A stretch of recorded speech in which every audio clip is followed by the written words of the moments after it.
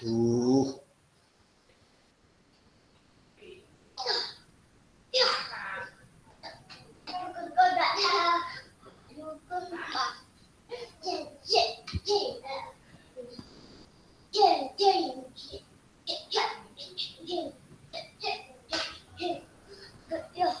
Sana dulu, Dek.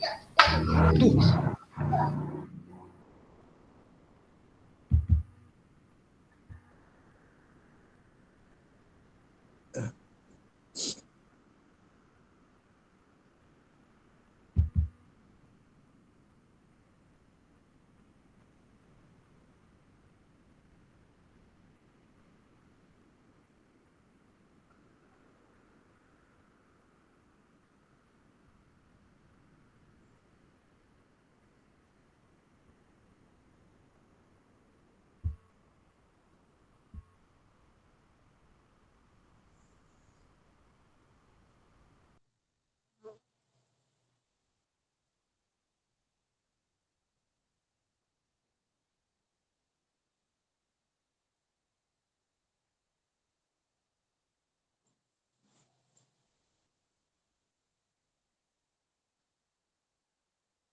Tes, tes.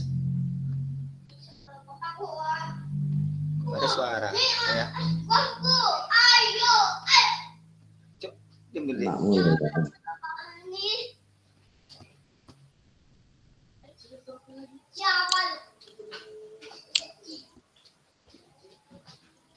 Pak Fasil, ini mic-nya mati.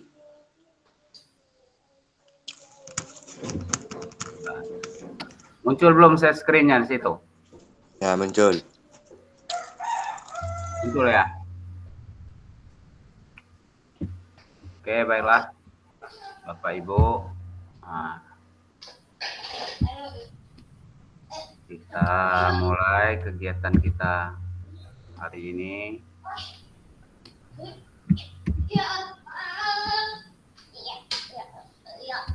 Adik.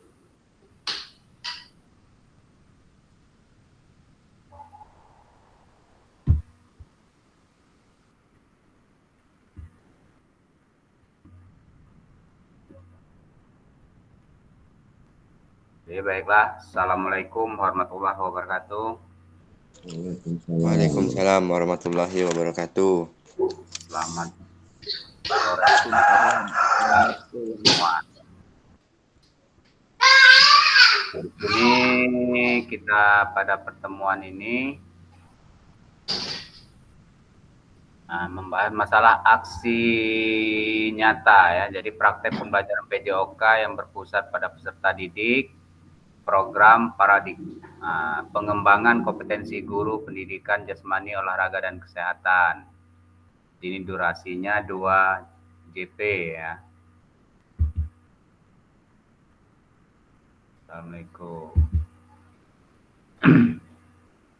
Sini tenangkan hati dan pikiran, arahkan semua perhatian untuk fokus belajar, munculkan rasa syukur, ingin tahu dan kebajikan. Nah, tuh sini marilah Bapak Ibu, sebelum kita memulai kegiatan kita sore hari ini, diharapkan kita berdoa bersama-sama dulu. Silakan dipimpin dulu doanya. Siapa yang bisa memimpin, silakan. Mari Bapak Ibu, sebelum kita mulai pembelajaran hari ini, kita awali dengan berdoa terlebih dahulu. Mudah-mudahan hari ini kita bisa menangkap apa yang disampaikan oleh Pak Fasil dan bermanfaat nanti ke depannya. Berdoa mulai.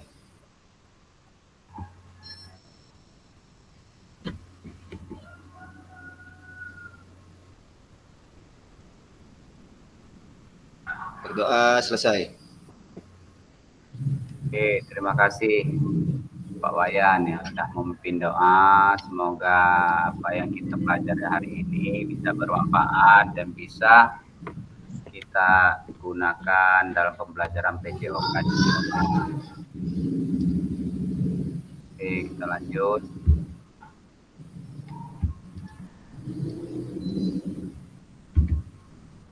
Nah, seperti biasa, kesepakatan bersama, menyalakan kamera,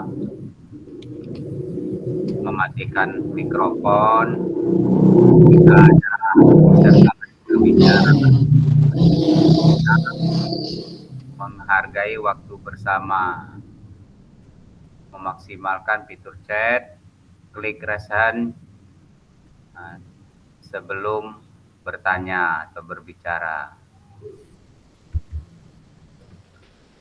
Jadi Bapak Ibu, tujuan dari sesi kita kali ini adalah merefleksikan koneksi antar materi yang pertama, terus yang kedua memahami penugasan aksi nyata. Itu materi kita hari ini Bapak Ibu.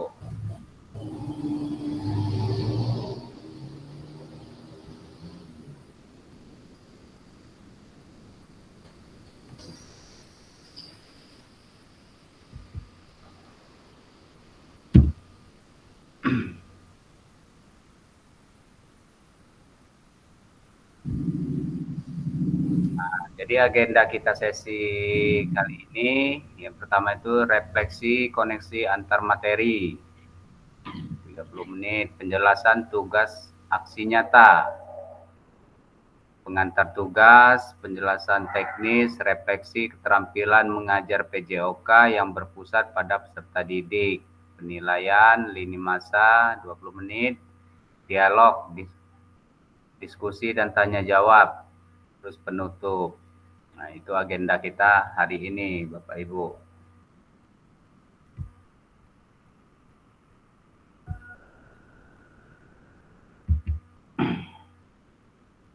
Satu, refleksi koneksi antar materi paket modul 1 dan 2.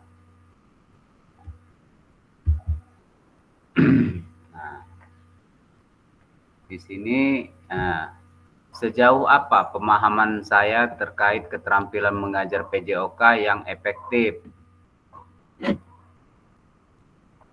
Jadi, apakah pemahaman saya terhadap keterampilan mengajar PJOK yang efektif sudah mendukung paradigma saya terhadap PJOK yang berpusat pada peserta didik?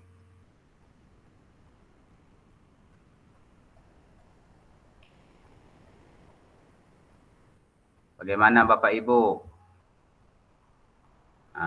Kira-kira sudah pernah terpikirkah ini? Pemahaman terkait keterampilan mengajar PJOK. Apakah pemahaman yang Bapak Ibu ya pemahamannya terhadap keterampilan mengajar PJOK ini yang efektif sudah mendukung menurut Bapak Ibu? Bagaimana Bapak Ibu?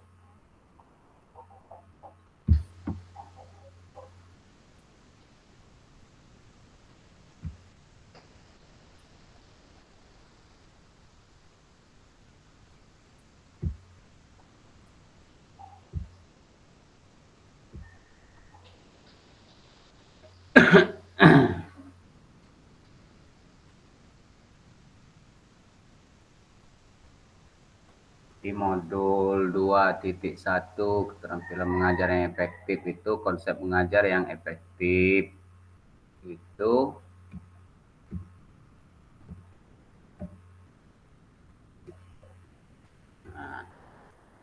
jadi yang pertama itu pengajaran yang efektif adalah fasilitasi pengalaman belajar yang bermakna bagi peserta didik dengan tujuan untuk mencapai capaian pembelajaran yang diinginkan. Yang kedua, guru perlu memiliki berbagai strategi dan teknik untuk melibatkan siswa, mengembangkan pemahaman, dan mendukung perkembangan seluruh siswa. Terus yang ketiga yaitu pengajaran yang efektif tidak hanya melibatkan aspek psikomotor atau gerak, tetapi juga kognitif dan efektif. Jadi kemarin kita sudah bahas masalah pembelajaran di modul sebelumnya, yaitu tentang 9 aspek kemarin ya. Jadi 9 aspek pembelajaran yang efektif. Nah, mungkin bisa dibuka-buka kembali modulnya tentang 9 aspek. Jadi setelah peserta melakukan gerakan untuk long term memorizing dari penjelasan 9 aspek tersebut. Jadi yang pertama itu tujuan pembelajaran. Ini berhubungan hasil yang ingin dicapai dari proses pembelajaran yang diikuti oleh peserta didik, yang menggambarkan keterampilan, pengetahuan, dan sikap yang harus dikuasai atau dicapai oleh peserta didik setelah mengikuti suatu kegiatan belajar mengajar. Nah, di situ kita lihat dengan rumusan ABCD yang kemarin kita bahas. Terus yang kedua, keterlibatan aktif siswa. Jadi di sini keterlibatan aktif siswa merupakan partisipasi aktif siswa dalam proses pembelajaran, di mana mereka tidak hanya menjadi penerima informasi secara pasif, tetapi secara aktif berinteraksi dengan materi, guru, dan teman sekelasnya. Tuh, Bapak Ibu. Terus yang ketiga, yaitu pengajaran berdiferensiasi. Jadi pengajaran berdiferensiasi ini terkait dengan pendekatan pembelajaran yang dirancang untuk memenuhi kebutuhan belajar setiap siswa yang beragam, yang dimana guru menyesuaikan metode, materi, dan lingkungan pembelajaran agar sesuai dengan tingkat kemampuan, minat, gaya belajar, dan kesiapan masing-masing siswa. Jadi kita lihat kebutuhan siswa, terus kemampuan siswa itu, sehingga kita bisa menerapkan pembelajarannya secara merata. Jadi kita melihat kemampuan siswanya juga. Di situ mungkin kemarin kita bahas masalah ada siswa yang disabilitas, jadi otomatis jangan disamakan dengan siswa peserta didik yang normal. Itu. Terus yang keempat, adanya pemogresan dan pentahapan konten.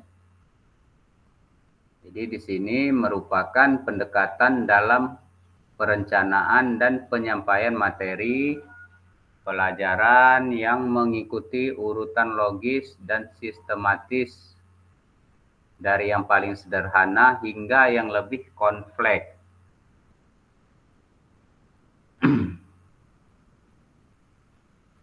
Terus yang kelima, penjelasan dan demonstrasi keterampilan. Jadi di sini terkait bertujuan untuk memperkenalkan, memodelkan, dan melatih gerakan yang terkait dengan aktivitas fisik, olahraga, atau permainan. Itu terkait dengan demonstrasi. Terkait dengan dengan demonstrasi dan keterampilan tadi. Terus yang keenam, umpan balik. Di umpan balik ini maksudnya proses pembelajaran pemberian informasi atau respon oleh guru kepada siswa mengenai kinerja atau hasil praktek keterampilan fisik mereka, yang bertujuan untuk membantu siswa memahami bagaimana kualitas gerak atau keterampilan yang mereka lakukan serta memberikan saran untuk perbaikan atau peningkatan keterampilan tersebut.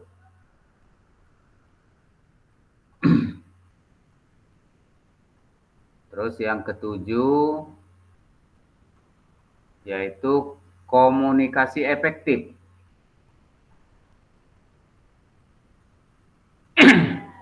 Komunikasi efektif ini adalah proses pertukaran informasi, ide dan pemikiran secara jelas, tepat dan dapat dipahami antara guru dan siswa.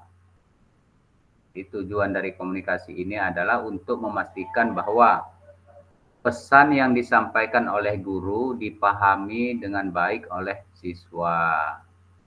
Jadi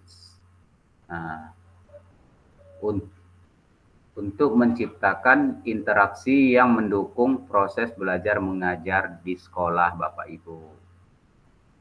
Terus yang ke-8 yaitu penilaian dan evaluasi. Jadi di sini penilaian dan evaluasi ini yaitu proses yang digunakan untuk mengukur kemampuan, pemahaman, keterampilan, dan perkembangan siswa dalam pembelajaran. Terus yang terakhir ke-9 yaitu keselamatan. Jadi di sini kita memastikan bahwa siswa dapat berpartisipasi dalam kegiatan fisik dan olahraga dengan aman tanpa risiko cedera atau bahaya. Jadi Bapak Ibu, itulah dari 9 aspek di modul yang kemarin yang kita pelajari untuk keterampilan mengajar yang efektif. Kita gunakan 9 aspek itu dengan rumusan ABCD tadi. Ini ada 4 kriteria pembelajaran efektif.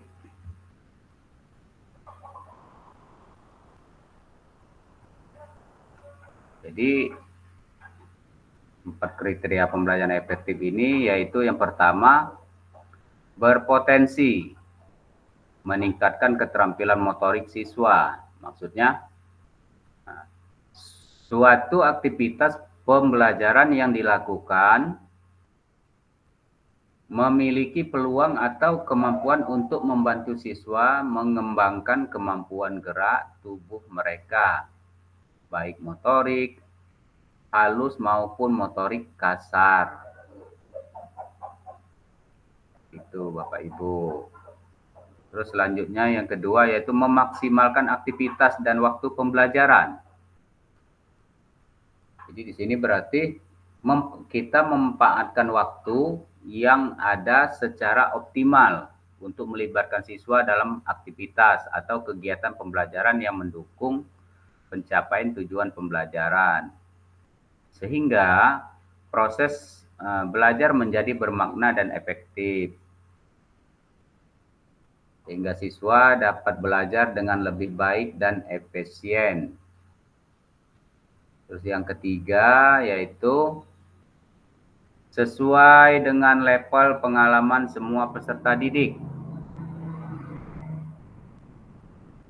Jadi di sini artinya aktivitas yang kita gunakan dalam proses pembelajaran disesuaikan dengan tingkat pengetahuan, keterampilan, dan pengalaman setiap siswa. Ini biasa kita sebut dengan pembelajaran berdiferensiasi. Jadi kita membagi siswa dari yang paham dengan yang belum paham, kita pisahkan. Jadi pembelajarannya juga tingkat pembelajarannya berbeda. Gitu Bapak Ibu. Terus yang keempat, berpotensi dan mengintegrasikan tujuan pendidikan pembelajaran. Ini maksudnya pembelajaran memiliki kemampuan untuk menggabungkan berbagai tujuan pendidikan secara selaras. Jadi sehingga menghasilkan dampak yang lebih luas dan bermakna bagi siswa.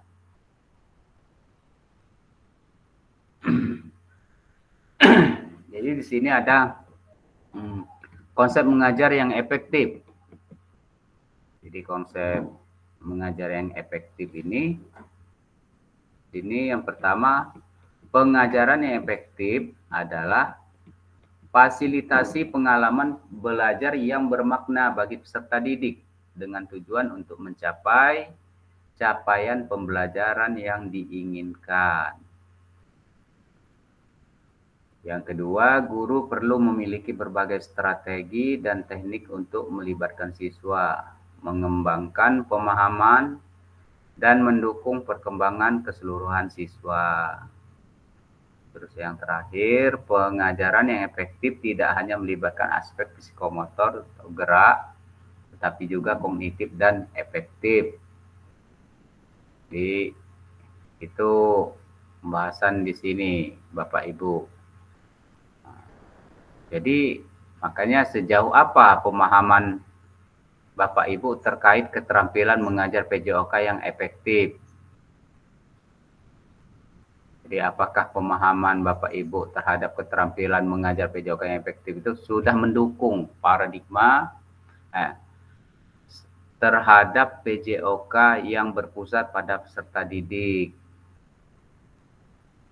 Seperti itu, Bapak Ibu.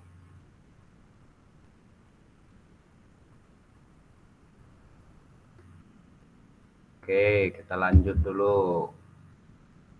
Nah, ini sejauh apa pemahaman saya terkait strategi mengajar?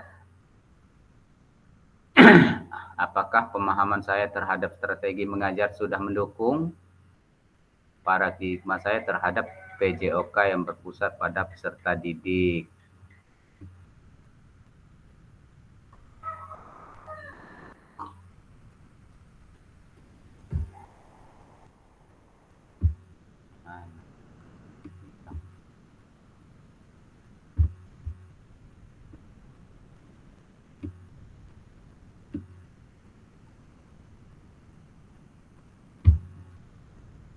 Sejauh apa pemahaman saya terkait strategi mengajar? Jadi di sini ada di modul 2.2 tentang strategi mengajar PJOK, Bapak Ibu. Yang pertama itu pengertian strategi pembelajaran. Jadi di sini terkait strategi mengajar dalam PJOK mencakup metode, pendekatan, model, dan gaya yang digunakan untuk mencapai tujuan pembelajaran yang efektif. Jadi, strategi ini bertujuan untuk meningkatkan keterlibatan peserta didik dalam aktivitas fisik. Terus yang kedua, tujuan pembelajaran. Jadi tujuan pembelajaran PJOK bertujuan tidak hanya mengembangkan keterampilan fisik, tetapi juga menanamkan nilai-nilai seperti kerjasama, tanggung jawab, dan kebugaran hidup. Yang ketiga yaitu jenis-jenis strategi mengajar. Jadi di sini ada strategi instruksional. Jadi mengajar langsung dengan instruksi dari guru untuk teknik atau keterampilan khusus seperti demonstrasi dan umpan balik. Itu strategi instruksional. Kemarin di luring sudah Bapak Ibu buat kan instruksional. Terus yang selanjutnya itu strategi non-instruksional. Jadi di sini terkait menggunakan metode seperti diskusi kelompok atau simulasi yang tidak langsung memberikan instruksi, tetapi membantu mengembangkan keterampilan sosial. Seperti itu, Bapak Ibu. Terus yang keempat, ada pendekatan mengajar yang holistik.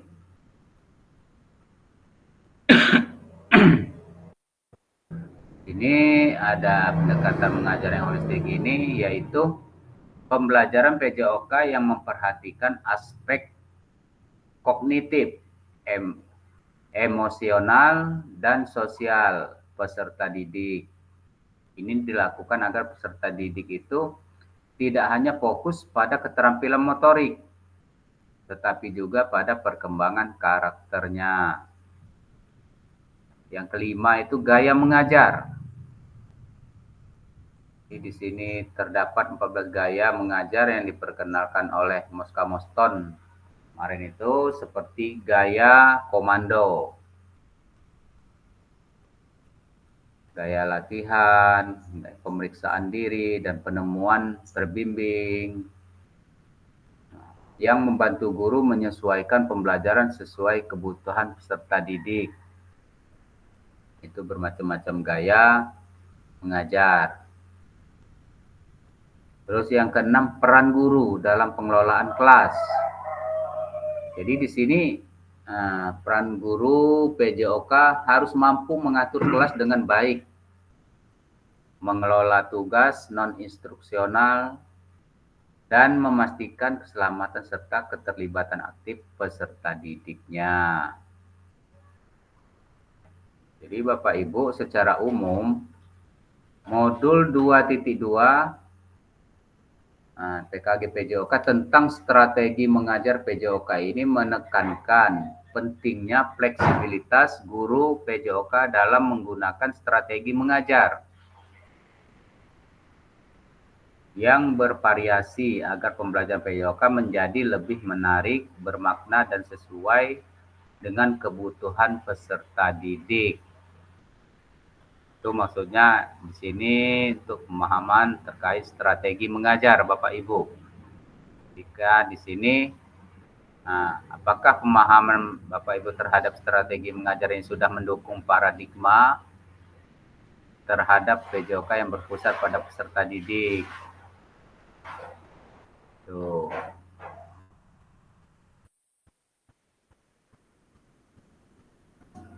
Oke, kita lanjut dulu.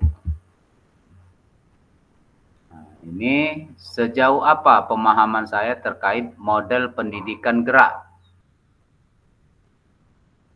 Ini sejauh apa pemahaman saya terkait model pendidikan gerak? Apakah pemahaman Bapak Ibu terhadap model pendidikan gerak ini sudah mendukung paradigma terhadap PJOK yang berpusat pada peserta didik? Oke, kita bahas di sini. Nah, di sini ada di modul 2.3. Jadi ada di modul 2.3 tentang model pendidikan gerak. Jadi yang pertama itu pengertian model pendidikan gerak. Jadi pendidikan gerak itu adalah pendekatan dalam PJOK yang menekankan penguasaan keterampilan dasar melalui gerakan. Jadi fokusnya adalah pada pengembangan kemampuan gerak dasar seperti berjalan, melompat, dan melempar yang akan menjadi fondasi bagi keterampilan olahraga dan aktivitas fisik lanjutan. Jadi itu sebagian dasar ya, seperti jalan, lari, lompat, melempar itu adalah dasarnya. Terus yang kedua, landasan filosofis. Jadi di sini model ini didasari oleh teori perkembangan anak yang menekankan bahwa gerak adalah komponen utama dalam pendidikan jasmani. Pendidikan gerak juga menitikberatkan pada eksplorasi, gerakan, dan pengembangan kreativitas serta rasa percaya diri anak. Itu landasan filosofinya.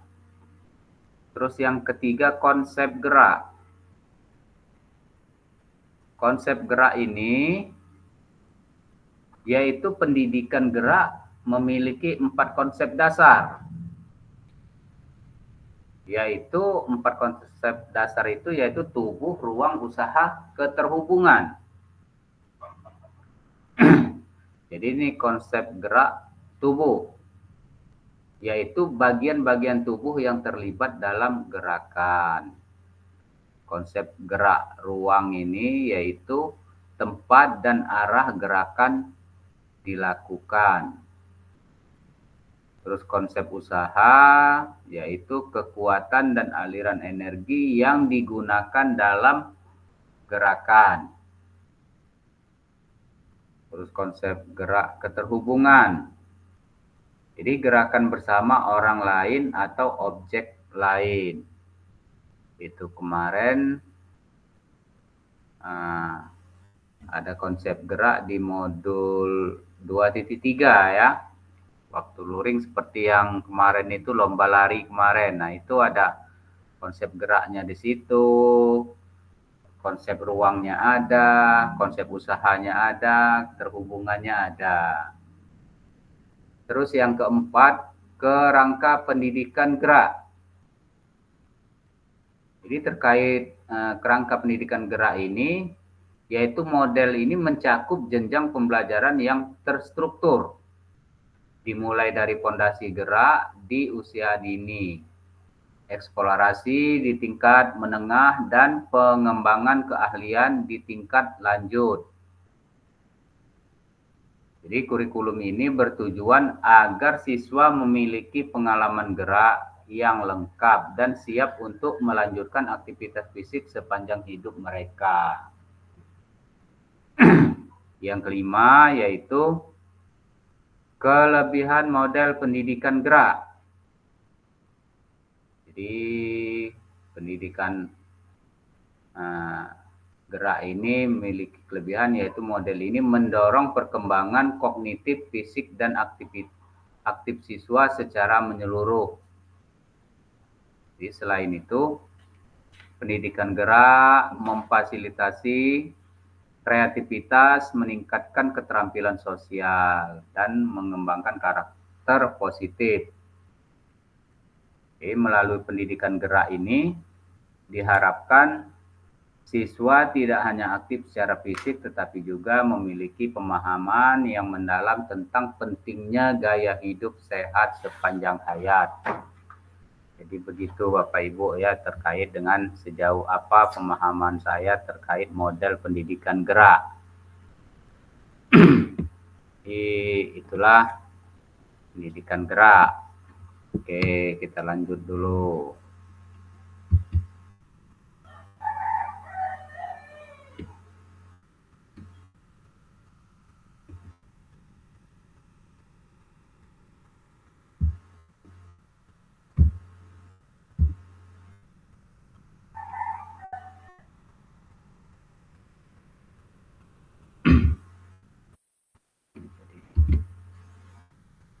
Di sini model pendidikan kebugaran. Nah, ini sejauh apa pemahaman Bapak Ibu terkait model pendidikan kebugaran?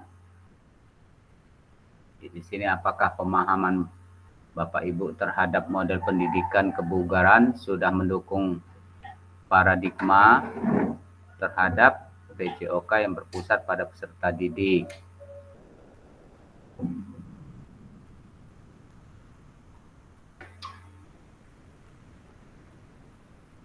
Jadi Bapak Ibu di sini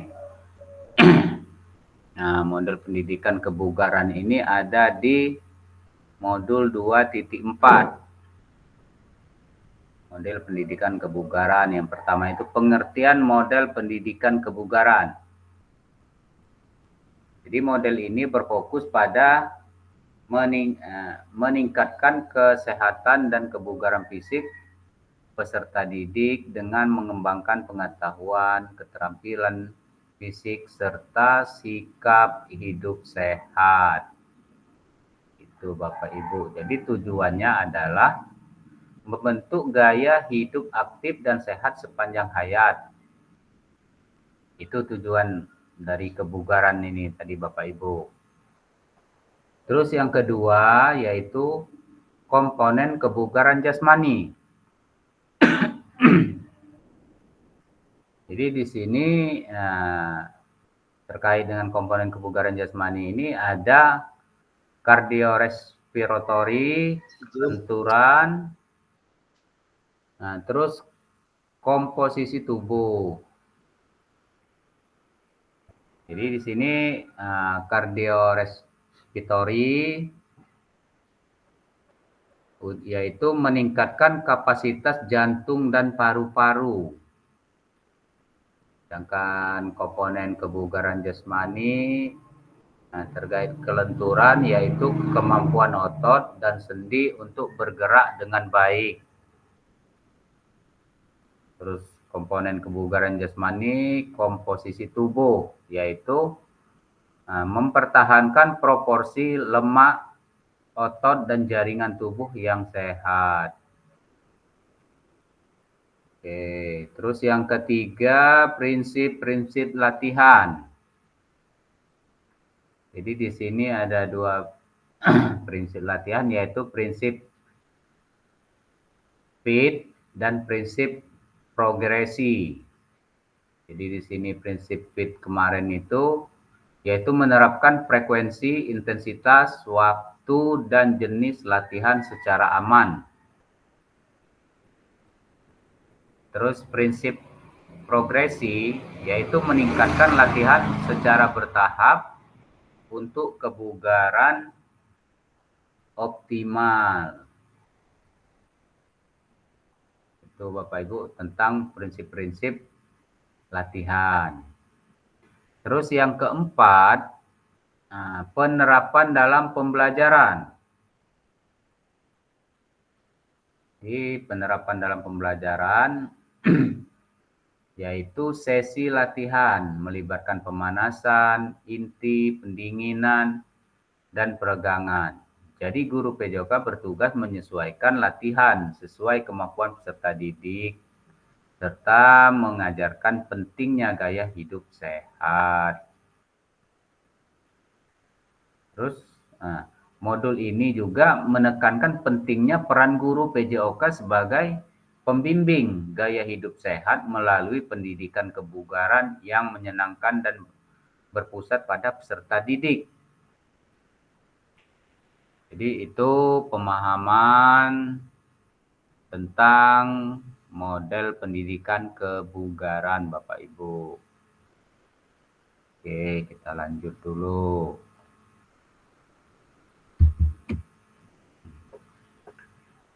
Ini sejauh apa pemahaman Bapak Ibu terkait Sport Education Model? Ya, ini yang kita lakukan kemarin tentang SEM ya. Jadi apakah pemahaman Bapak Ibu terhadap SEM ini sudah mendukung paradigma terhadap PJOK yang berpusat pada peserta didik?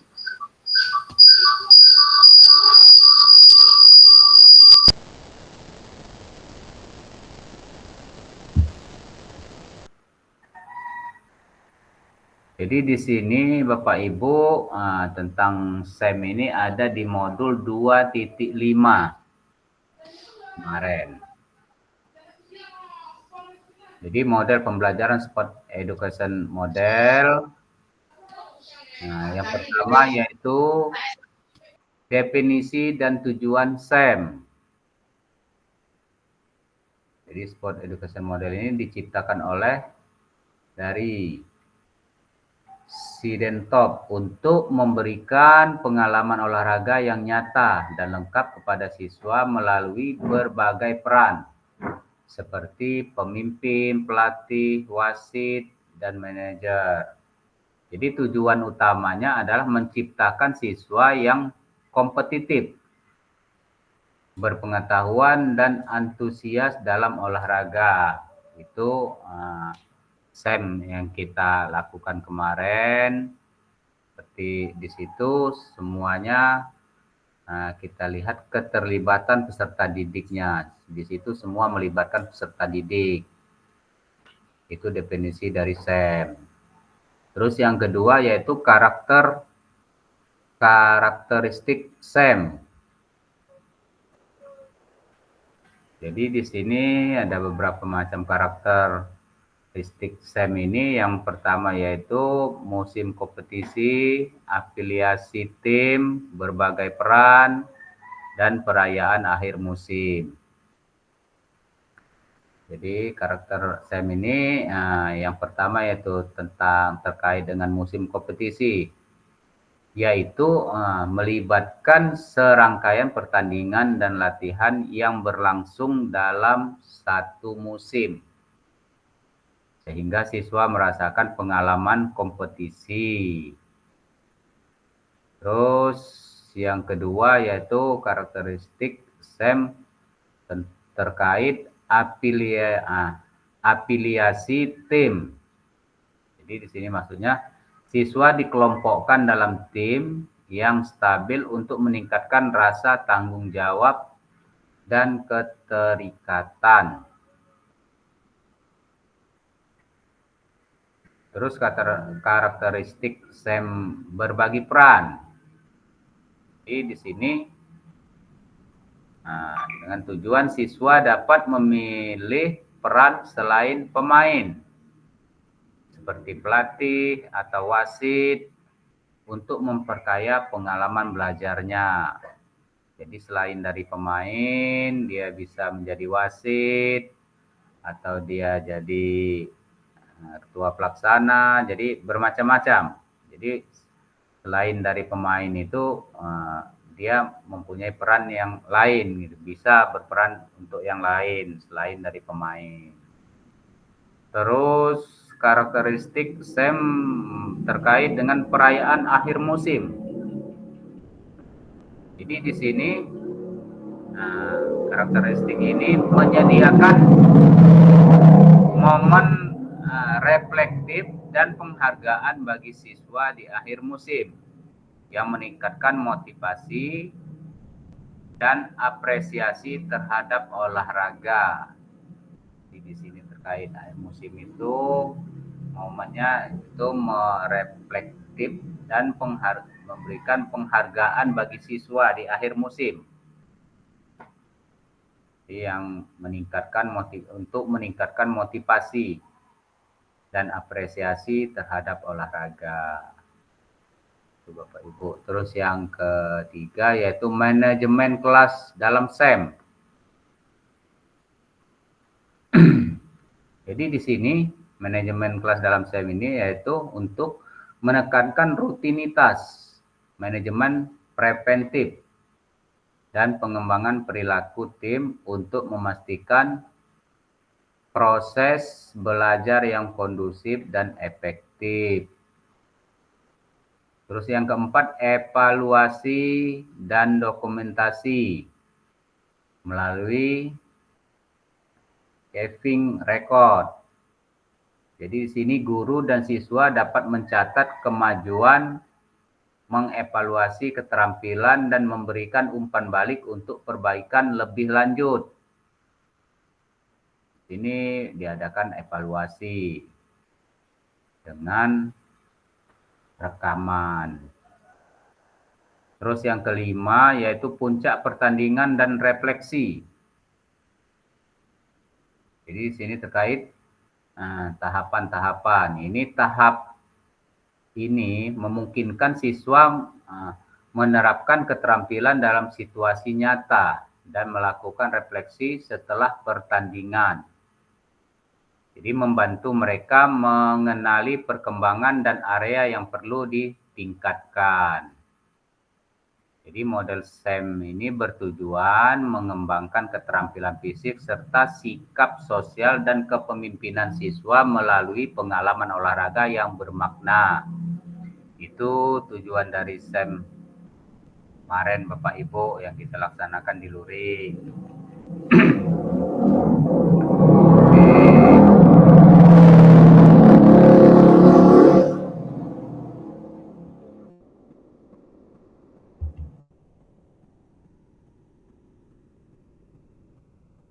Jadi sejauh apa pemahaman Bapak Ibu terkait asesmen otentik?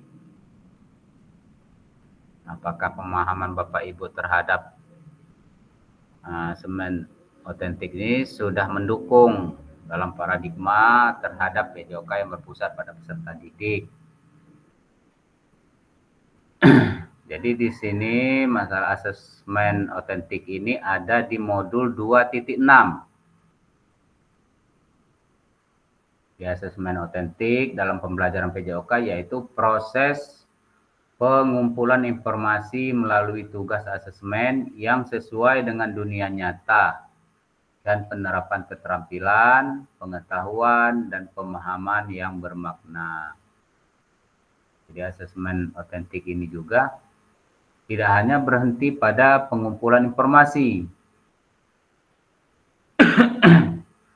Jadi tidak hanya berhenti pada pengumpulan informasi belajar peserta didik, akan tetapi juga berlanjut digunakan untuk mendorong perbaikan pembelajaran dan juga sebagai bagian dari proses belajar itu sendiri bagi peserta didik.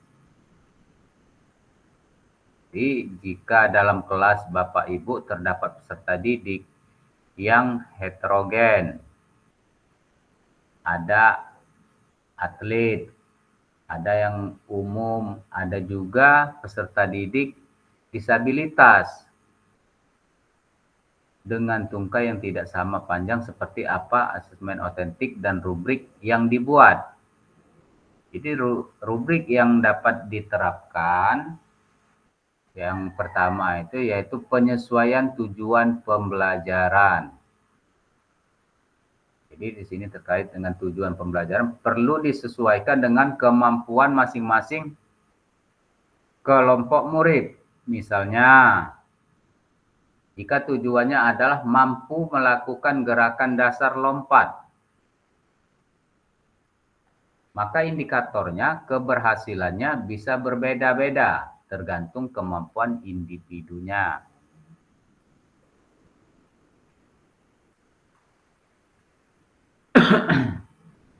Terus fokus pada peningkatan diri.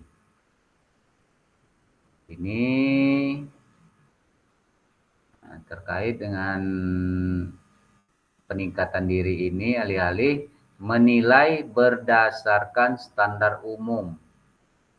Penilaian difokuskan pada peningkatan dan usaha murid sesuai kondisi masing-masing. Terus yang kedua yaitu desain aktivitas yang fleksibel dan adaptif.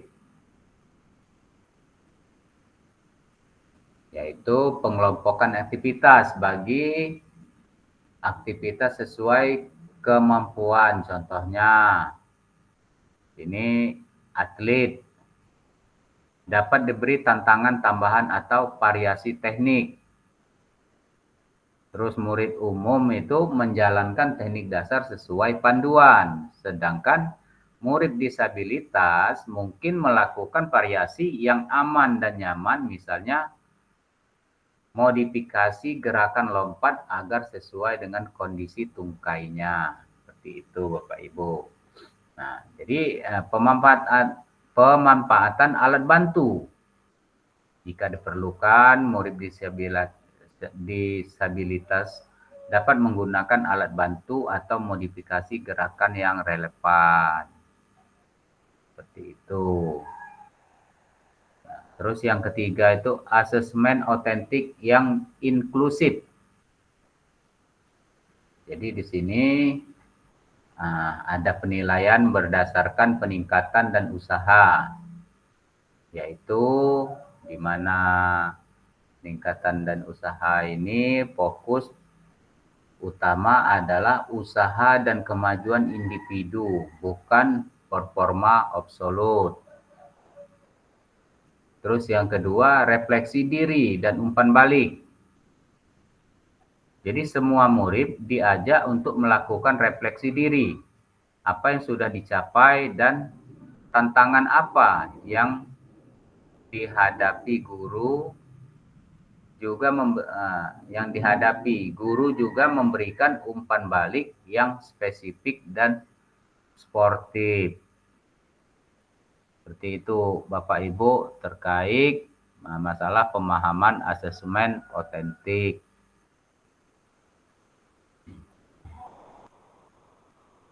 Oke, kita lanjut dulu Bapak Ibu.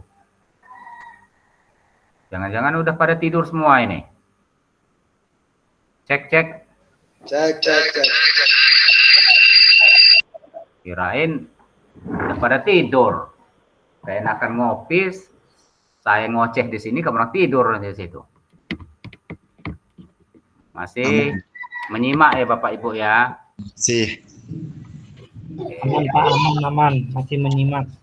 Aman. Oke, kita lanjut ya Bapak Ibu. Nah, ini paradigma perubahan diri dan kelas dalam PJOK. Jadi di sini keterampilan pedagogik guru PJOK yang berpusat pada peserta didik.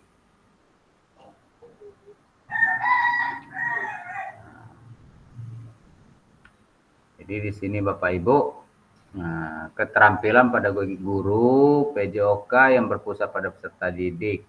Ini terkait dengan bagaimana guru PJOK menerapkan hasil dari pembelajaran modul 2.1 sampai dengan 2.6 di atas dalam pengajaran yang dilakukannya di sekolah.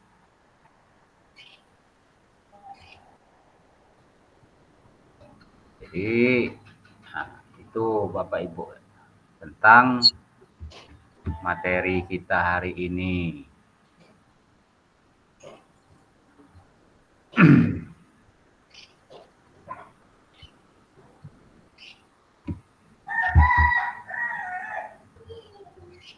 Penjelasan tugas aksi nyata. Ini ada pengantar tugas. Jadi setelah mempelajari semua modul 1 dan modul 2, Bapak Ibu diharapkan dapat mengimplementasikan eksplorasi pemahaman dalam bentuk aksi nyata, yaitu implementasi praktik pembelajaran PJOK yang berpusat pada peserta didik di kelas yang diampu, yang akan dinilai oleh fasilitator dan melalui LMS. Terus Bapak Ibu dapat melakukan, nah, dimulai dari perencanaan, pelaksanaan, hingga refleksi setelah pembelajaran.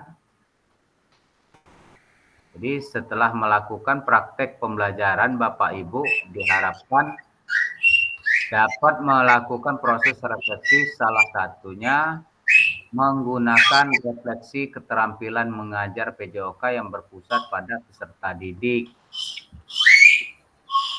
Jadi nanti Bapak Ibu di situ diharapkan dapat implementasikan masalah terkait pemahaman dalam bentuk aksi nyata.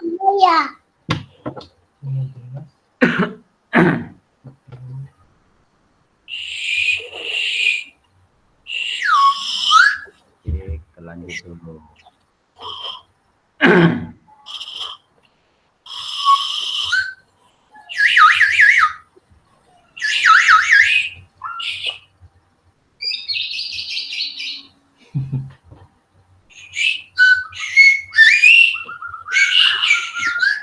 Nah, di sini ada pengantar tugas.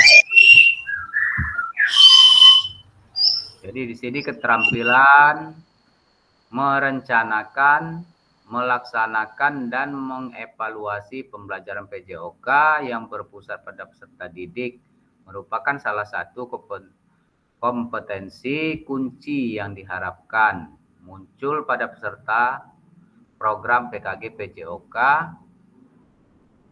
Keberpusatan pada peserta didik tersebut dapat dilihat dari 3 aspek berikut. Yang pertama,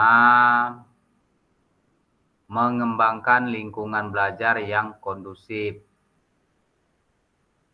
Yang kedua, menerapkan strategi pembelajaran PJOK yang berpusat pada peserta didik. Terus yang ketiga, merancang dan menerapkan asesmen otentik dalam pembelajaran PJOK. Jadi Nah, Bapak Ibu sebagai peserta PKG PJOK minimal bisa menerapkan seperti 3 tahapan berikut. Jadi dari 3 aspek itu mulai dari mengembangkan lingkungan belajar, terus menerapkan strategi pembelajaran, merancang dan menerapkan asesmen otentik. Minimal Bapak Ibu setelah mengikuti kegiatan PKG PJOK ini ada perubahan terkait pembelajaran di sekolah Bapak Ibu. Terus keseluruhan aspek tersebut akan diamati dan dinilai oleh fasilitator berdasarkan yang pertama yaitu RPP atau modul ajar yang sudah dibuat, memuat rencana asesmen otentik. Dan yang kedua, rekaman video pada saat pelaksanaan pembelajaran PJOK, praktik mengajar di kelas masing-masing. Jadi rekaman video berisi 1. Kegiatan pembelajaran awal. Yang kedua, kegiatan pembelajaran inti maksimal 30 menit tanpa edit. Jadi kegiatan pembelajaran akhir 4. Refleksi pasca pembelajaran dan 5. Testimoni peserta didik. Dalam menilai aksi nyata, fasilitator perlu memastikan kesesuaian antara perencanaan pembelajaran RPP atau modul ajar dan video yang diunggah. Jadi nanti Bapak Ibu di sini membuat video lagi, membuat video pembelajaran PJOK sama RPP-nya, itu yang akan diunggah Bapak Ibu. RPP terkait video pembelajaran PJOK. Jadi di situ menyesuaikan RPP-nya. Jangan RPP-nya nanti ini permainan bola besar, terus videonya permainan bola kecil. Jadi nggak sesuai dengan antara RPP dengan videonya. Jadi kalau Bapak Ibu buat videonya ini RPP-nya permainan bola voli, ya di situ videonya voli Bapak Ibu. Jangan yang lain. Seperti itu ya Bapak Ibu ya. Ya, Pak. Ya. Oke, kita lanjut. Ini ada B, penjelasan teknis aksi nyata. Jadi, ini Bapak Ibu penugasan mandiri, ini praktek pembelajaran PJOK yang berpusat pada peserta didik. Jadi tujuan pembelajaran khusus. Jadi peserta dapat memahami aksi nyata dalam mengembangkan praktek pembelajaran PJOK yang berpusat pada peserta didik. Aspek penilaian.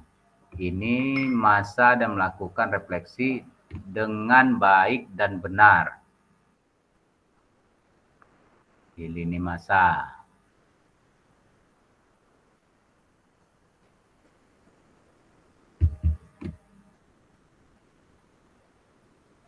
Jadi di sini Bapak Ibu kembangkan RPP atau modul ajar pembelajaran PJOK untuk 1 pertemuan sebagai simulasi untuk menggambarkan keseluruhan alur rancangan desain pengembangan pembelajaran PJOK yang efektif dan berpusat pada peserta didik. Terus yang kedua, dalam mengembangkan RPP atau modul ajar dapat melihat kembali. Jadi, yang pertama, dapat memulai dari RPP atau modul ajar yang ada atau yang telah Anda kerjakan di modul 1.6. Jadi pengembangan perencanaan pembelajaran PJOK apakah sudah sesuai dengan tujuan akhir pembelajaran peserta didik. Itu background design. Pengetahuan, keterampilan, sikap, apa yang dideskripsikan dalam tujuan pembelajaran PJOK tersebut yang dikuasai oleh peserta didik Anda. Terus yang kedua atau B itu implementasi pembelajaran PJOK yang efektif dengan mengakomodasi kebutuhan belajar peserta didik dengan berbagai karakter yang beragam melalui pembelajaran diferensiasi dengan mempertimbangkan isu-isu sosial PJOK dan pemanfaatan sumber daya berbasis kekuatan asset based thinking dalam merancang strategi pembelajaran PJOK yang efektif dan dimunculkan pada langkah-langkah pembelajaran.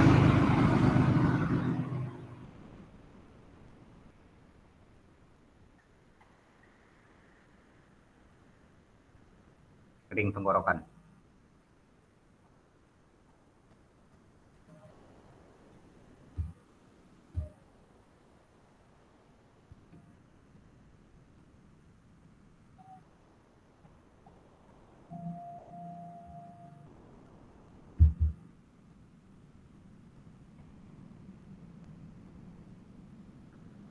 Ini yang D-nya. Menggunakan pilihan salah satu model instruksional PJOK yang telah dipelajari, yakni model pendidikan gerak, model pendidikan kebugaran, model pembelajaran sport education, disesuaikan dengan kebutuhan pembelajaran dan kondisi sekolah Anda. Yang E, adanya penerapan rancangan asesmen otentik dalam pembelajaran PJOK yang disesuaikan dengan model dan materi yang dipilih. Dilampirkan dalam RPP modul ajar implementasi penilaian asesmen otentik pada pembelajaran PJOK disesuaikan dengan model dan materi yang dipilih. Jadi penerapan rancangannya itu disesuaikan dengan model, dengan RPP yang Bapak Ibu buat, dengan pembelajaran yang Bapak Ibu pilih. Terus yang ketiga, kemudian unggah atau upload RPP modul atau modul ajar yang sudah dibuat. Jadi memuat rencana asesmen otentik dan rekaman video pada saat pelaksanaan pembelajaran PJOK atau praktek mengajar di kelas pada LMS sesuai alur yang ditentukan sebelum due date pada LMS.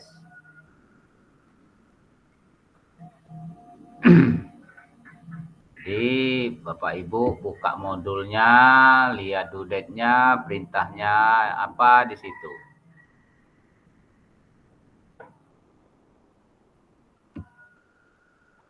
Oke, kita lanjut dulu. Jadi di sini ada C, aspek penilaian.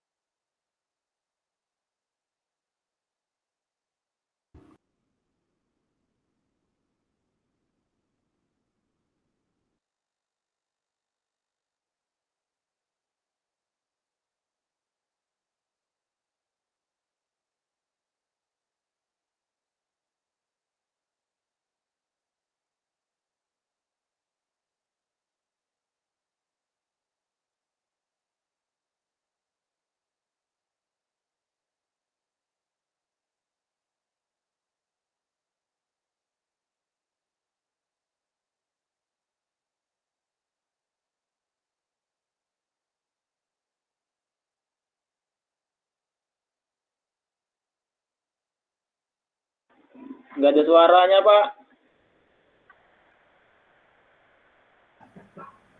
Ini saya sudah capek-capek ngoceh-ngoceh, kamu dengar enggak ya?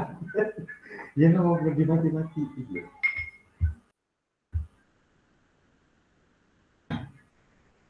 Ayo minum dulu. Minum Pak, ha.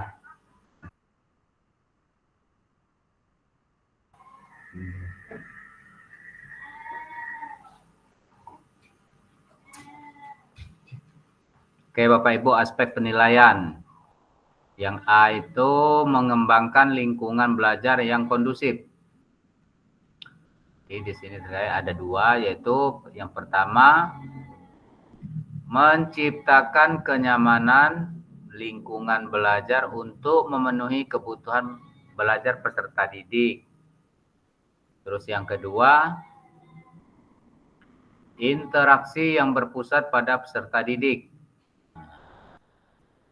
Jadi 2.A itu interaksi interaktif, adanya timbal balik antara peserta didik dan guru. Adanya timbal balik juga antara peserta didik dengan peserta didik lainnya. Jadi 2.B yaitu pemberian motivasi dan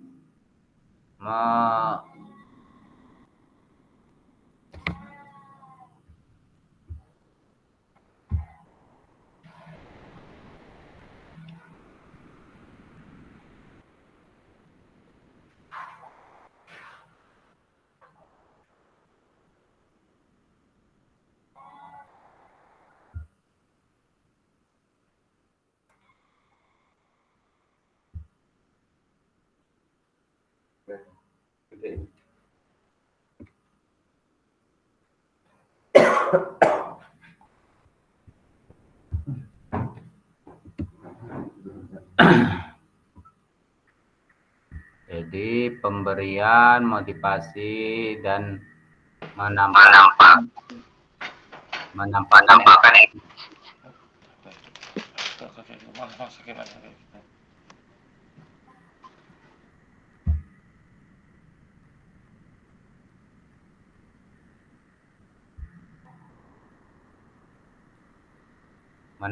emosi positif selama berinteraksi dengan peserta didik.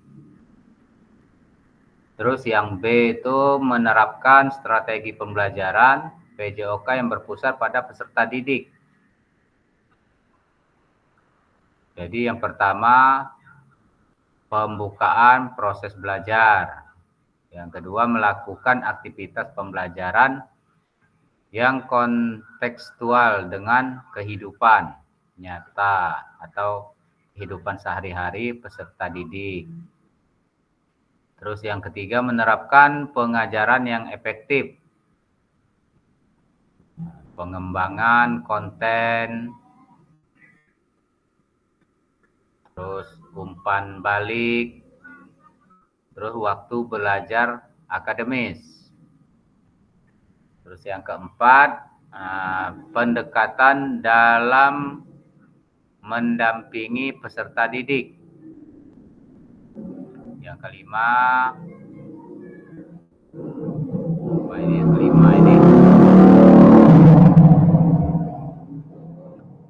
Yang kelima, penggunaan strategi pembelajaran yang berpusat pada peserta didik. Yang keenam, penerapan pembelajaran berbasis model. Jadi yang ketujuh, penutupan proses belajar. Terus yang C yaitu merancang dan menerapkan asesmen otentik dalam pembelajaran PJOK. Itu ada dua, yaitu merancang asesmen otentik, menerapkan asesmen otentik. Jadi di situ aspek penilaiannya nanti, Bapak Ibu. Oke, kita lanjut.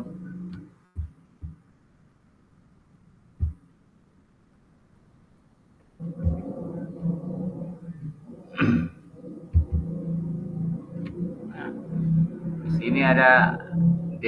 Refleksi keterampilan mengajar PJOK yang berpusat pada peserta didik. Jadi setelah mengimplementasikan pengembangan pembelajaran PJOK yang berpusat pada peserta didik pada satu kelas yang Anda ampu melalui praktek mengajar. Jadi silakan lakukan refleksi dengan menggunakan refleksi keterampilan. Refleksi keterampilan mengajar PJOK yang berpusat pada peserta didik sesuai dengan petunjuk berikut.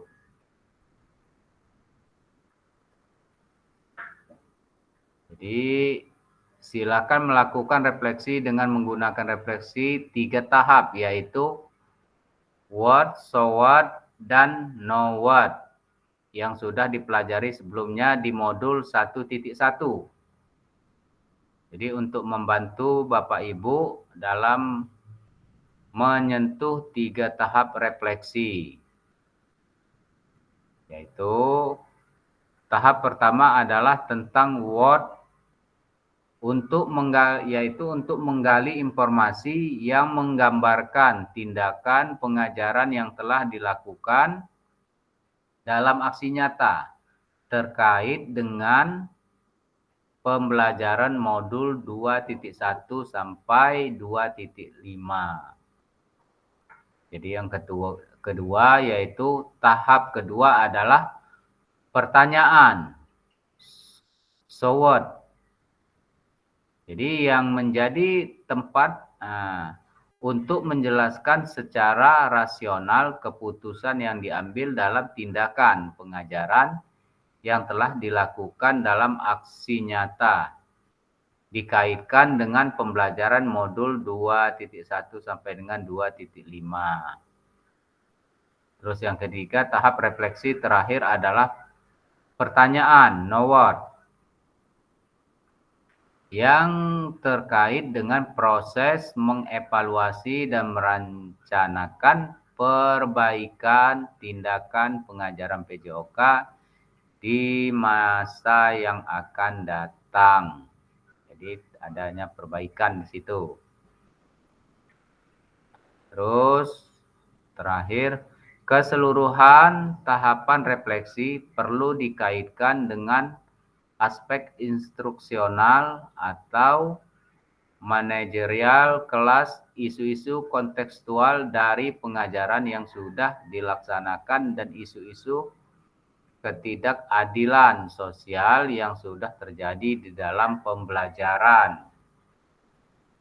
Jadi itu untuk keterampilan mengajar PJOK-nya Bapak Ibu.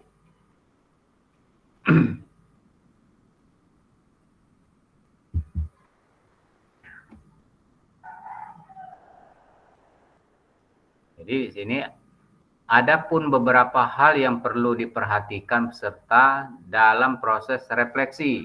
Yang pertama itu, jangan hanya mendeskripsikan, tetapi jelajahi dan jelaskan apa yang terjadi. Yang kedua, jujurlah, tidak apa-apa untuk mengakui kesalahan dan juga kesuksesan. Namun, Bapak Ibu juga harus menunjukkan bagaimana Bapak Ibu memahami mengapa hal-hal tersebut terjadi dan apa yang akan Bapak Ibu lakukan untuk memperbaikinya. Terus yang ketiga, bersikaplah selektif. Jadi Bapak Ibu tidak perlu menulis tentang segala sesuatu yang terjadi, cukup peristiwa atau ide pentingnya saja. Yang keempat, lihatlah ke masa depan, renungkan apa yang terjadi dalam pengajaran PJOK sebelumnya, dan tuangkan ide atau gagasan rencana pelaksanaan pengajaran di masa depan, serta jelaskan dampak yang akan didapat dengan perubahan yang akan dilakukan setelah berproses di PKG ini. Jadi apa perubahannya Bapak Ibu setelah Bapak Ibu mengikuti kegiatan ini?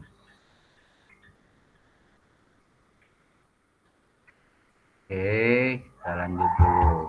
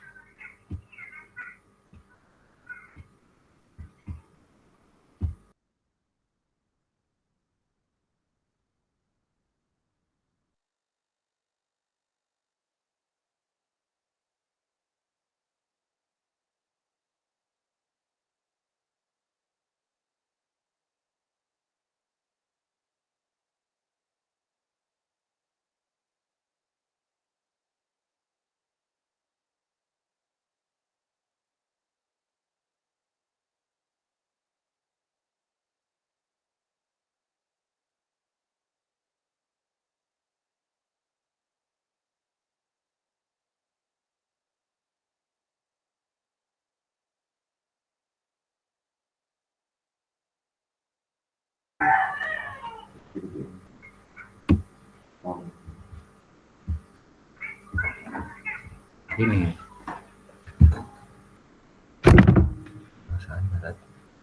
Jauh.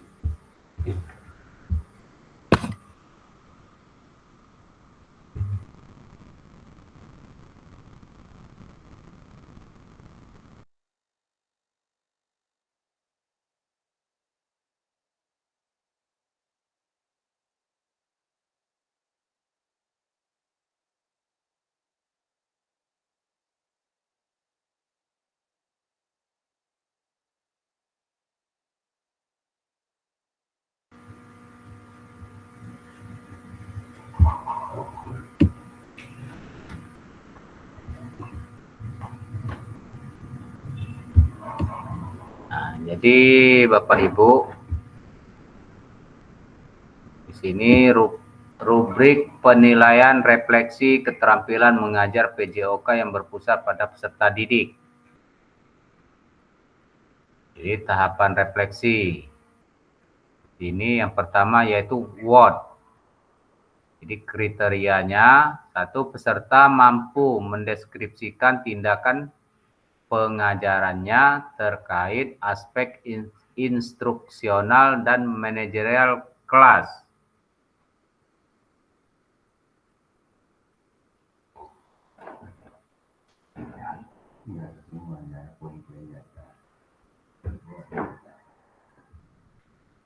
Yang kedua yaitu SWOT. Jadi di sini kriterianya peserta mampu menjelaskan secara rasional keputusan yang diambil dalam tindakan pengajarannya terkait aspek instruksional atau manajerial kelas. Yang kedua, peserta mampu menjelaskan secara rasional keputusan yang diambil terhadap situasi atau keadaan proses mengajarnya. Yang ketiga, peserta mampu menjelaskan secara rasional keputusan yang diambil dalam tindakan pengajarannya yang terkait dengan isu-isu ketidakadilan sosial. Terus di sini ada tahap refleksi yang NOWAT. Jadi di NOWAT ini kriterianya, satu, peserta mampu mengevaluasi dan merencanakan perbaikan tindakan pengajarannya terkait aspek instruksional atau manajerial kelas. Yang kedua, peserta mampu mengevaluasi dan merencanakan perbaikan tindakan pengajarannya terhadap situasi atau keadaan proses mengajarnya. Terus yang ketiga,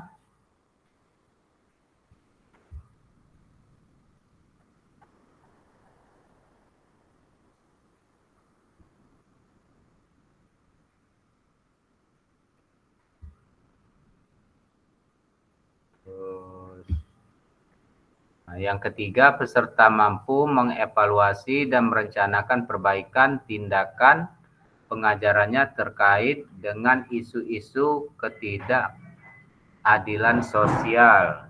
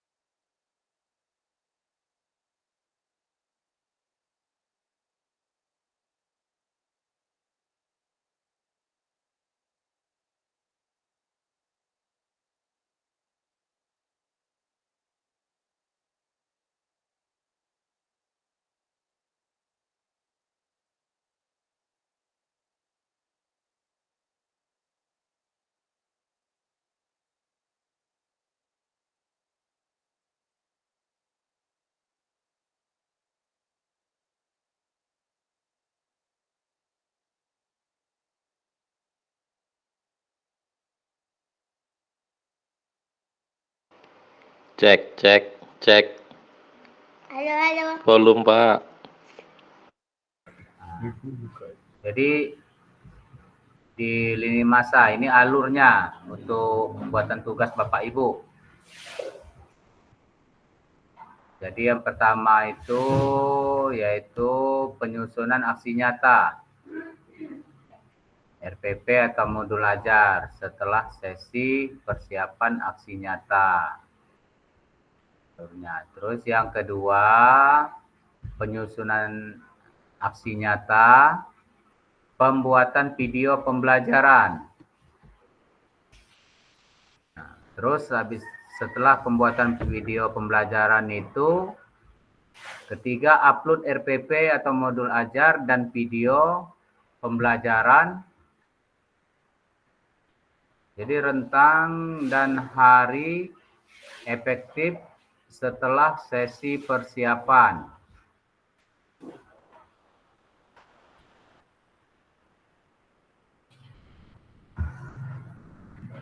Terus yang keempat yaitu penilaian karya nyata dan refleksi setelah upload RPP, modul ajar, dan video pembelajaran.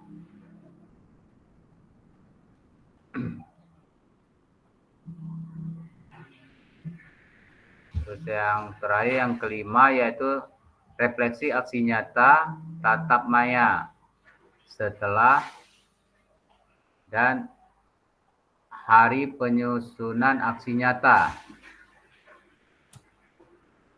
Jadi di situ alur untuk pembuatan tugas Bapak Ibu ya.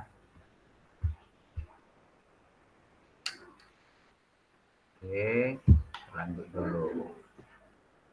Nah, di sini ada diskusi dan tanya jawab. Silakan Bapak Ibu ngobrol dulu di sini. Ya, Pak. Untuk video itu link apa videonya langsung, Pak? Bisa dua-duanya Bapak Ibu ya, bisa link, bisa videonya. Oh ya, Pak. Lewat YouTube atau Google Drive, silakan. Kalau yang kemarin itu kan Google Drive. Yang kemarin lewat mana? Google Drive? Google Drive. Ya nggak apa-apa. Ya. Bisa semua. Yang Siap. penting jangan salah cepat ngirim aja. Nanti kamu kirim sama pacar kamu, repot kita. Minum dulu,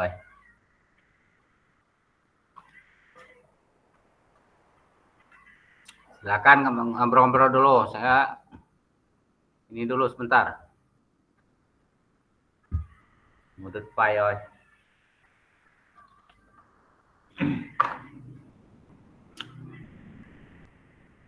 Jadi itu masalah ya, alur tugas-tugas yang Bapak Ibu mau buat. Silakan boleh lewat Google Drive, boleh YouTube. Yang penting kirim linknya bisa, seperti itu. Jadi maksudnya dengan video Bapak Ibu kemarin kan udah ngirim video. Jadi di situ Bapak Ibu bisa cross check video yang kemarin, di mana yang kurangnya gitu. Oh, kan udah di-cross. Bisa diperbaiki lagi seperti itu. Jadi mudah-mudahan ngirim sekali ini kan akan lebih baik dari yang kemarin videonya. Mana Pak Desto? Masih ada nggak? Marzuki, Ya, gimana itu Pak Wariman? durasinya berapa Pak? 30 apa? 30 menit Pak. 30 menit. Berarti teori Pak di dalam ruangan Pak ya? Itu kalau bisa di lapangan Pak. Oh, kalau di lapangan kalau 30 kan biasanya malah kurang kan gitu. Kalau di dalam kan 30 itu kadang-kadang ngapa-ngapa. Aduh habis.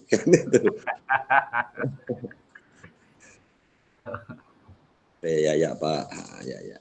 Jadi kan 30 menit itu mulai dari pembukaan, pemanasan, di situ inti dan penutupan Pak. Siap Pak ya. Itu pelaksanaan Pak.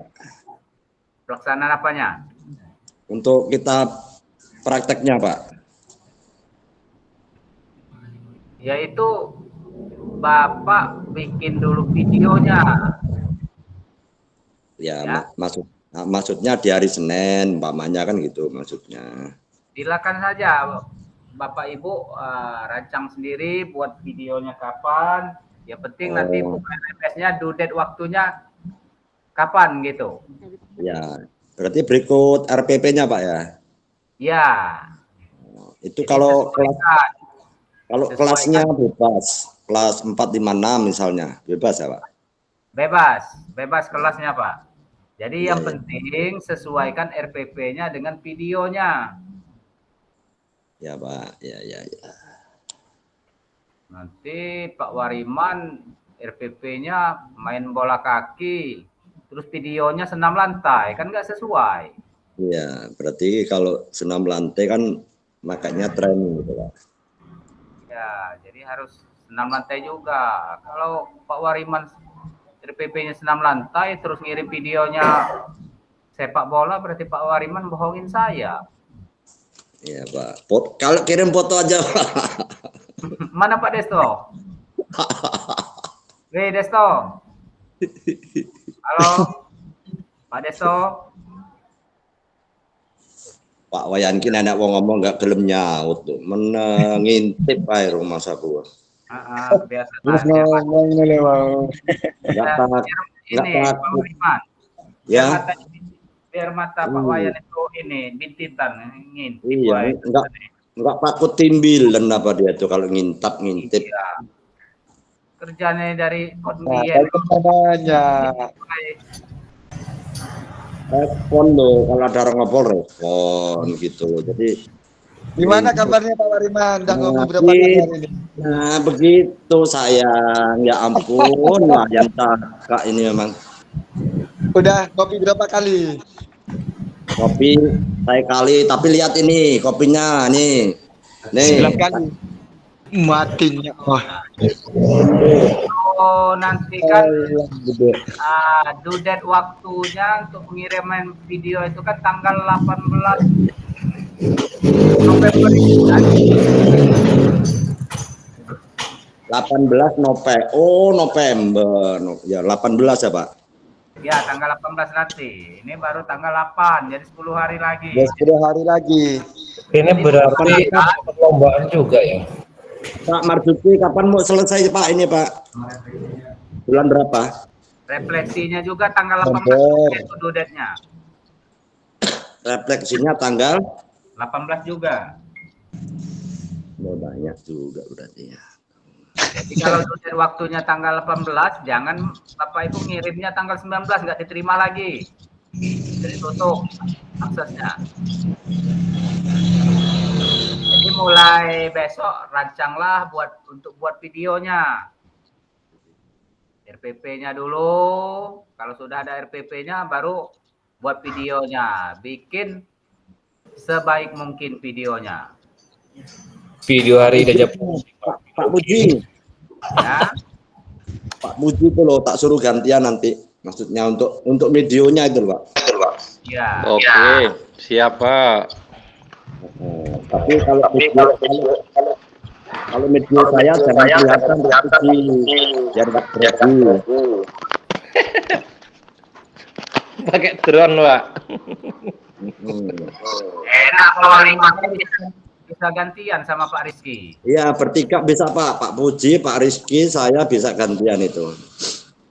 Tapi jangan ribut kamu orang bertiga, nanti rebutan pula. Enggak Pak, yang paling tua biasanya ngalah Pak.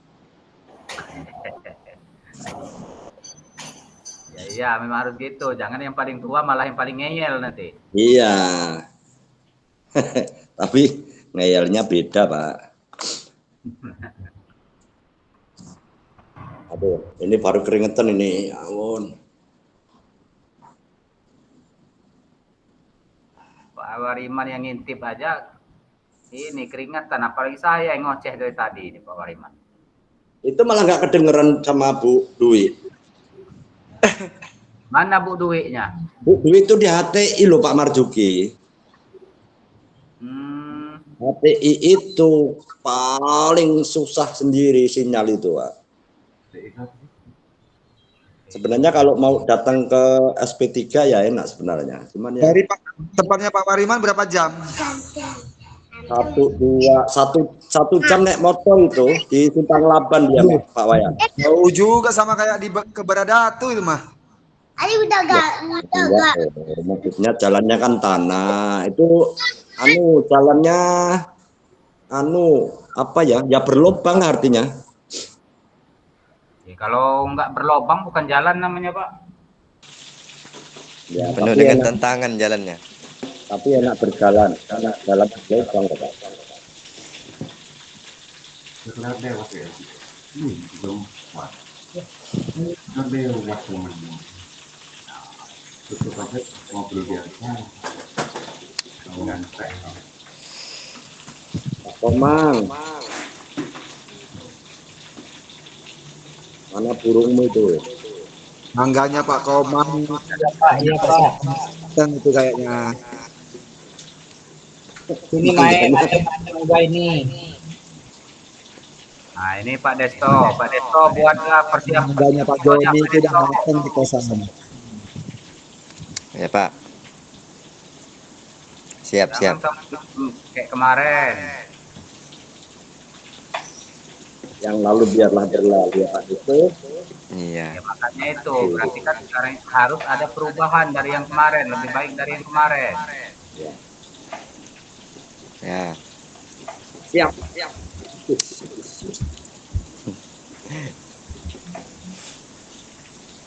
Jadi Bapak Ibu, pada akhir sesi kita hari ini, Bapak Ibu, yang pertama bisa merefleksikan koneksi antar individu. Terus yang kedua memahami kegiatan aktivitas. Oke Bapak Ibu, kita lanjut dulu. Ini penutup. Di secara japak saya lupa. Ini ada pantun. Baca Pak Wariman. Nggak kelihatan. Baca dulu Pak Wariman. Nanti Pak cari kata. Kamu tanya apa ya? Jika ada jarum yang panjang, ada jarum pendek semua Pak.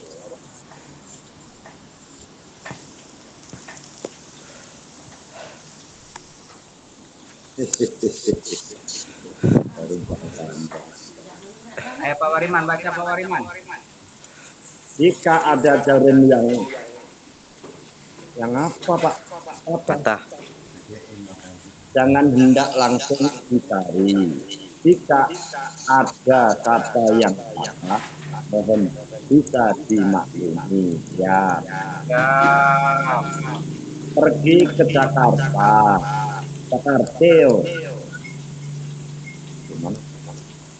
Naik taksi. Asik. Hendak beli bakso dan roti. Cakep.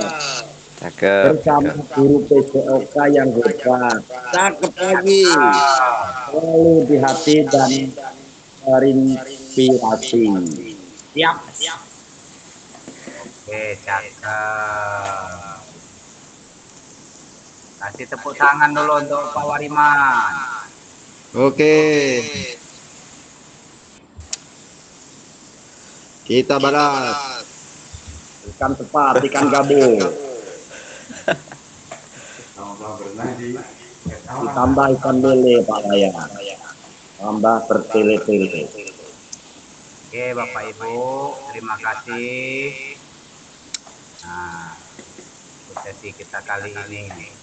Jadi mungkin kita tutup dulu baru kita ngobrol-ngobrol nanti kita ini. Jadi terima kasih Bapak Ibu, mohon maaf segala kekurangan. Mudah-mudahan dengan sesi ini Bapak Ibu bisa membuat tugasnya, bisa memahami alurnya seperti apa yang telah saya sampaikan.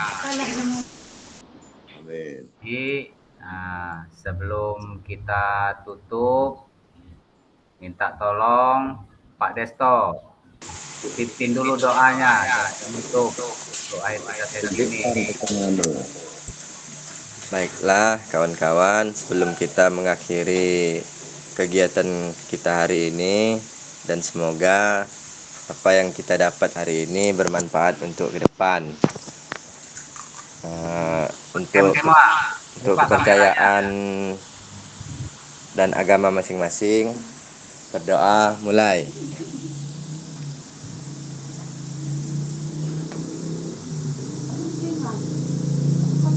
Doa selesai. Oke, terima kasih Pak Desto sudah pimpin doa. Saya wassalamualaikum warahmatullahi wabarakatuh. Waalaikumsalam warahmatullahi wabarakatuh. Waalaikumsalam warahmatullahi wabarakatuh. Foto bareng dulu, buka kameranya semuanya. Nggak ngerti aku.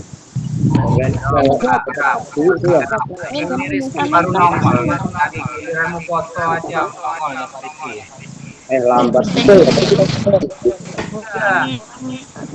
Ayo Pak Dio, mana Pak Dio?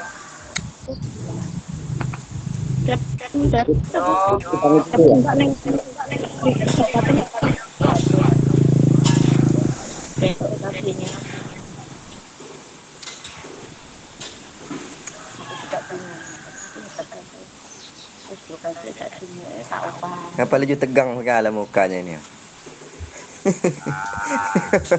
Yang pesan bukan mukanya tapi.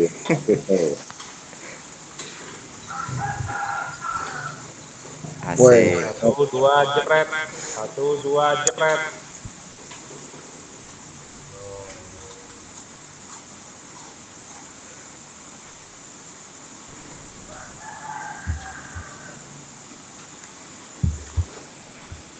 Ayo Pak Ketua.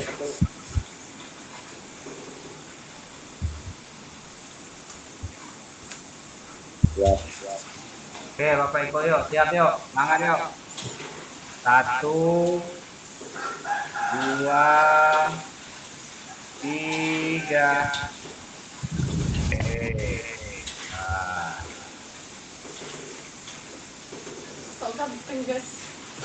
Coba di mic oke. Coba aja ini kok. Pak Rizky wis ngarit. Wih, Pak Wariman dengerin. Laju pakai mic Pak Wariman. Mantap. Karaoke-nya.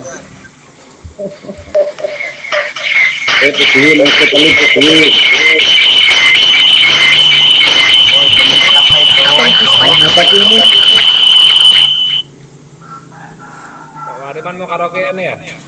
Oke, baiklah Bapak Ibu. Saya akhiri, wassalamualaikum warahmatullahi wabarakatuh. Waalaikumsalam warahmatullahi wabarakatuh. Ini itu yang